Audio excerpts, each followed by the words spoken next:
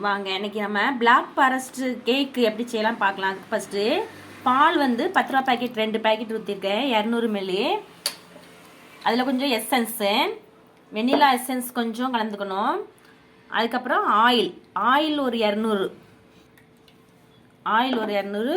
ஊற்றி நல்லா கலக்கணும். நல்லா அதை கலக்கணும். பாருங்கள், நல்லா கலக்கிட்டேன்.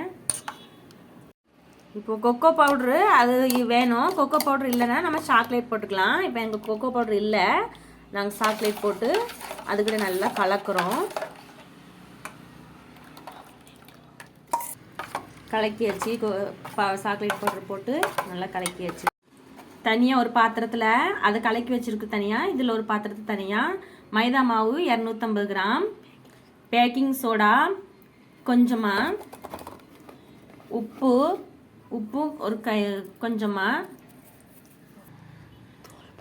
அரைச்சி வச்ச நல்ல சர்க்கரையை நல்லா மிக்சியில் போட்டு அடிச்சிருக்குது 250 கிராம். அது நல்லா இதுக்கிட்ட கொட்டிக்கணும். கொட்டி நல்லா கலக்கணும். எல்லாம் நல்லா கலங்கி வரணும். பின்பு அரைச்சி பால் கிட்ட மிக்ஸ் பண்ணி வச்சுருக்கிற வெண்ணிலா எசன்ஸ் மிக்ஸ் பண்ணி வச்சுருக்குறோம். அதை வந்து இதில் ஊற்றி நல்லா கலக்கணும்.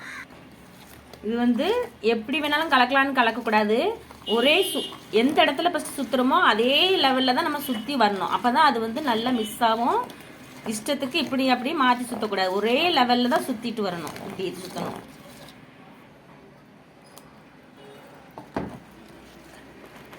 ஊற்றும் போது நம்மளுக்கு இப்படி மடிப்பாக வரணும்.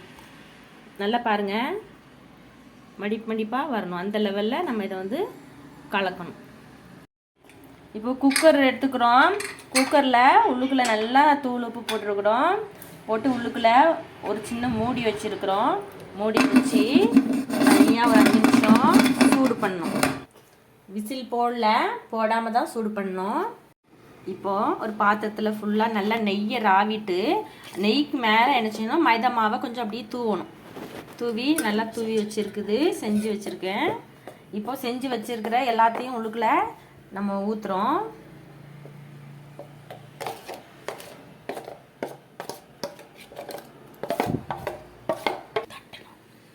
ஊற்றிட்டு நல்லா தட்டுறோம். எந்த அளவுக்கு அது உள்ளே போகுதோ அந்த அளவுக்கு உள்ளே போகும். சூடாயிடுச்சு. இப்போ திறக்கிறோம். பாருங்க, நல்லா சூடாயிடுச்சு. இப்போ அப்படியே அழுங்காமல் நம்ம சாய்க்காமல் நேராக வச்சுருக்குறோம். அப்படியே மூடி வச்சிடலாம். மூடியாச்சு. விசில் போடக்கூடாது. 10 நிமிஷம் வேகணும். அப்பப்போ திறந்து சைடில் விட்டு பார்க்கணும். இப்போ இந்த மிக்சியை வந்து நம்ம கூலிங்காக தான் இருக்கணும். அப்போ தான் மிக்சியில் போட்டு அடிக்க முடியும். ஃப்ரிட்ஜுக்குள்ள ஒரு 10 நிமிஷம் வச்சுருக்குறோம். அந்த வெறும் மிக்சி ஜாடியை அதில் வந்து இந்த க்ரீமை வந்து கொஞ்சம் ஊற்றிருக்குறோம். இது நல்லா அந்த கூலிங்காக இருக்கிற இதில் மிக்சியில் போட்டு 10 செகண்டு அரைக்கணும்.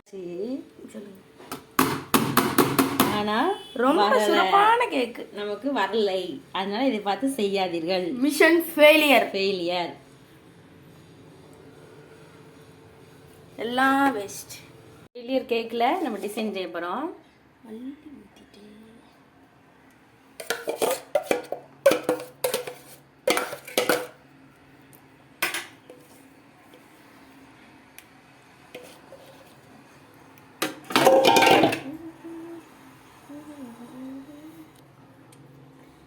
இதுதான் நம்ம கேக்.